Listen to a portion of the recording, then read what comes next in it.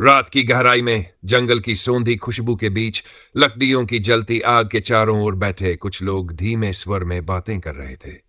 ये मध्य भारत के गहरे जंगलों में बसे गोंड आदिवासियों का एक समूह था। इनकी आंखों में अपने पूर्वजों की विरासत का गर्व और जीवन की कठोर सच्चाइयों की समझ थी। आदिवासियों का जीवन और रहन सहन। आदिवासी समाज प्रकृति से गहराई से जुड़ा होता है।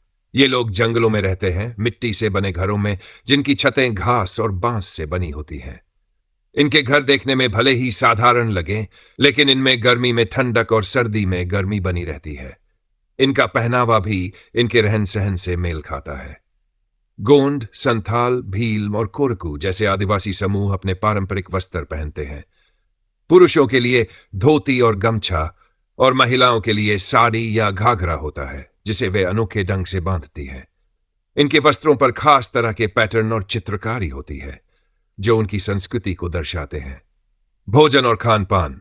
आदिवासी समाज का खान पान पूरी तरह से प्राकृतिक होता है।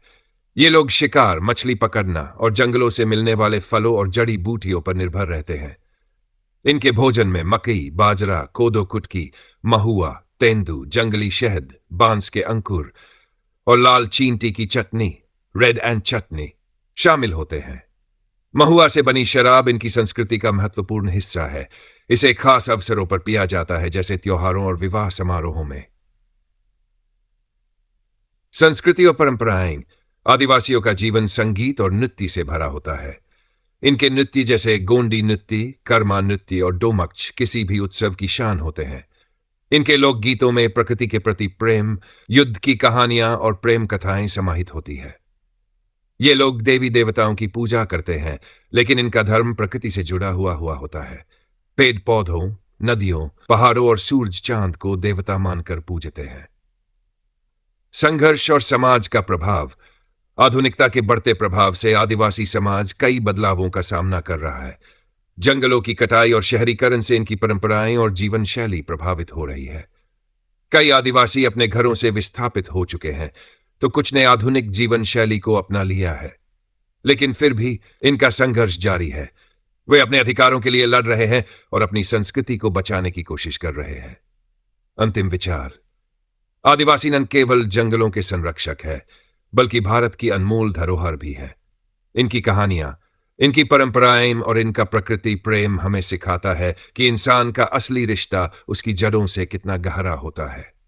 यह कहानी सिर्फ एक झलक थी आदिवासियों के जीवन की। इनके जीवन की हर परत एक नए अध्याय की तरह है, जिसमें संघर्ष भी है, प्रेम भी, प्रकृति की गोद में बसा जीवन भी और समय के साथ बदलती तकदीर भी। जंगल की गहराइयों में जुगनू टिमटिमा रहे थे और दूर कहीं से डोल की धीमी आवाज सुनाई दे रही थी। ये आवाज किसी साधारण पर्व की नहीं थी, बल्कि जत्रा नामक एक पवित्र अनुष्ठान की थी, जिसे गोंड आदिवासी अपने पूर्वजों की आत्माओं की शांति और आशीर्वाद प्राप्त करने के लिए आयोजित करते हैं। आदिवासियों की आध्यात्मिकता और विश्वास। आदिवासी समाज का धर्म किसी एक देवता की पूजा तक सीमित नहीं है, बल्कि यह प्रकृति की आराधना पर आधारित है। इनका मानना है कि हर पेड़ पौधा, नदी, पहाड़ और यहां तक कि हवा में भी एक आत्मा, स्पिरिट होती है। इसलिए ये लोग प्रकृति को कष्ट पहुंचाने से बचते हैं। बड़ादेव बदादेव को गोंड आदिवासियों का मुख्य देवता माना जाता है, जिसे वे साल में एक बार सामूहिक रूप से पूजा करते हैं। पूजा के दौरान वे अपने पूर्वजों की आत्माओं को स्मरण करते हैं और प्रकृति को धन्यवाद देते हैं। लोक कथाएं और रहस्यमय कहानियां।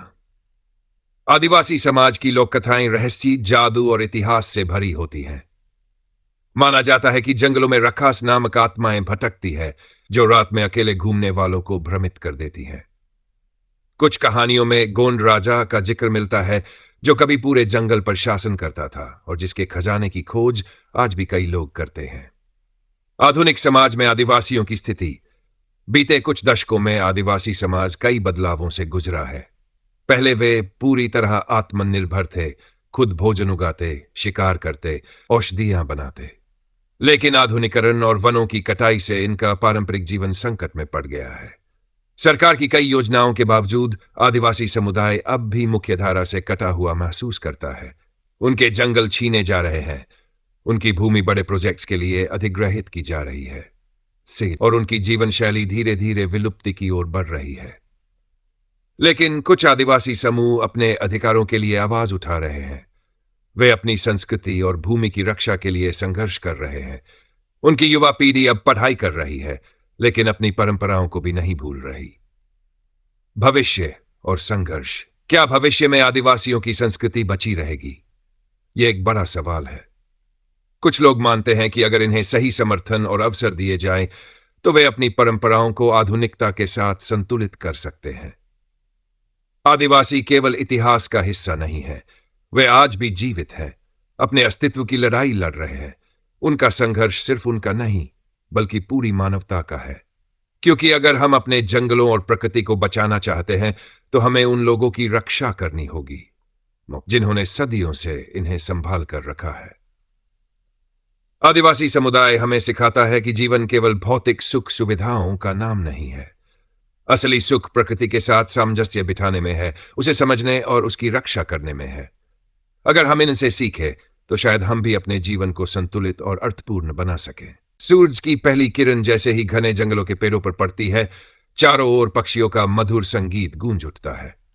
आदिवासी बस्ती में भी सुबह की हलचल शुरू हो जाती है।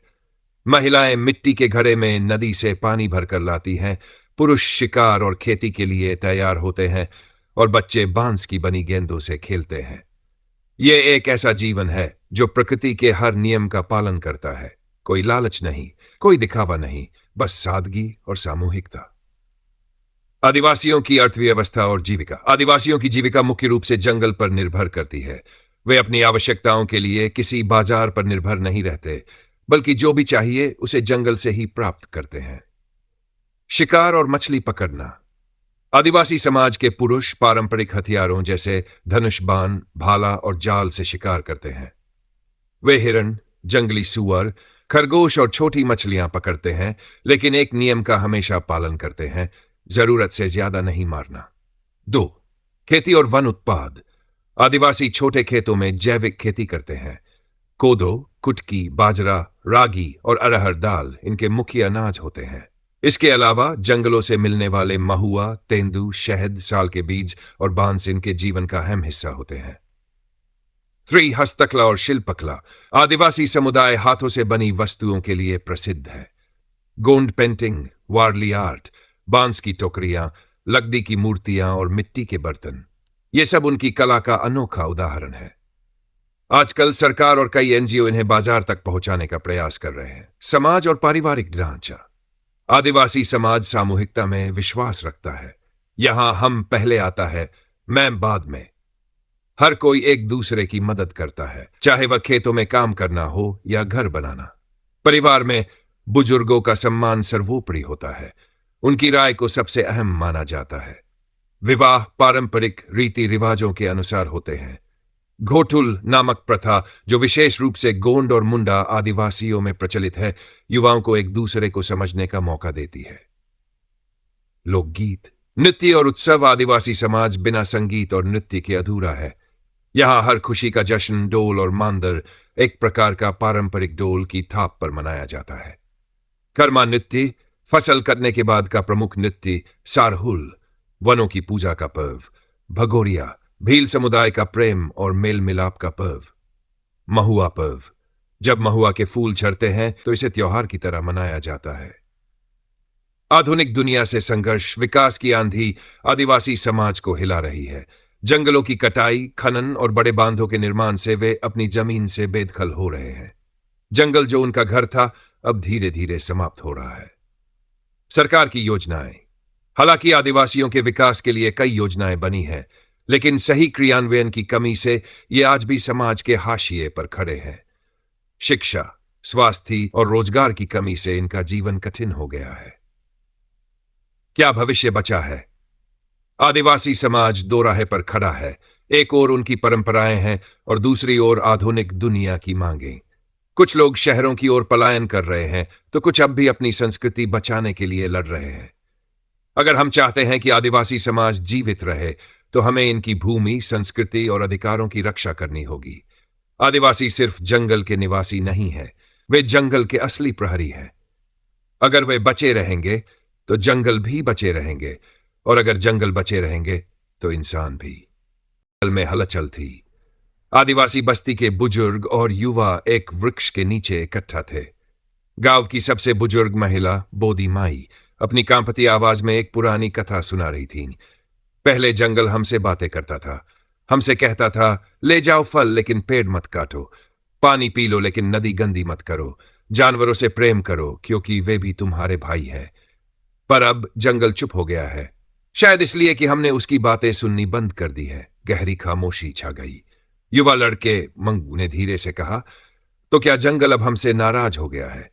बोदी माई ने हल्की मुस्कान के साथ कहा, नहीं बेटा, जंगल नाराज नहीं होता, वह सिर्फ धीरे धीरे खत्म हो रहा है। आदिवासियों के संघर्ष की अनकही कहानियां। आदिवासी समुदाय केवल प्रकृति से प्रेम करने वाला समूह नहीं है, बल्कि एक ऐसा योद्धा समाज है जो अपने अस्तित्व के लिए सदियों से लड़ रहा है।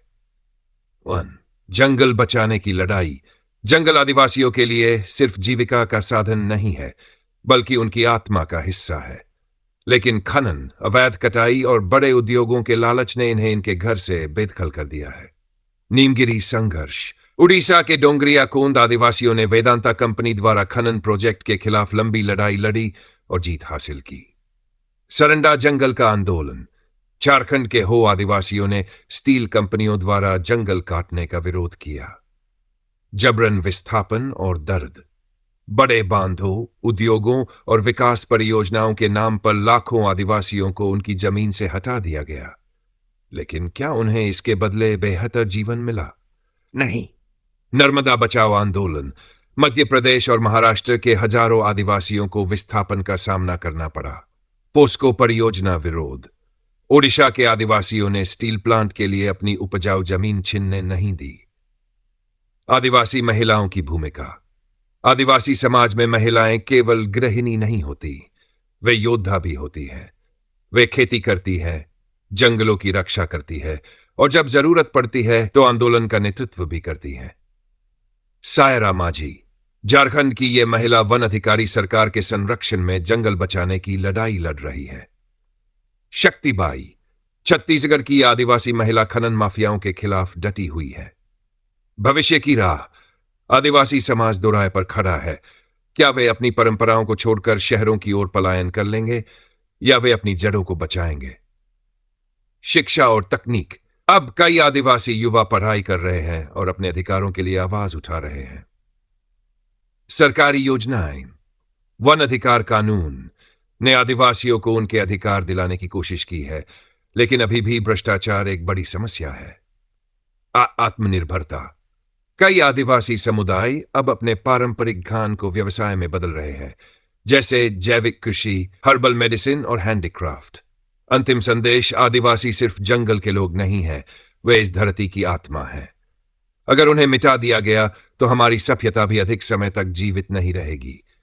हमें उनसे सीखना होगा, प्रकृति से प्रेम, संतुलन और सादगी। समाप्त, लेकिन आदिवासियों का संघर्ष जारी रहेगा।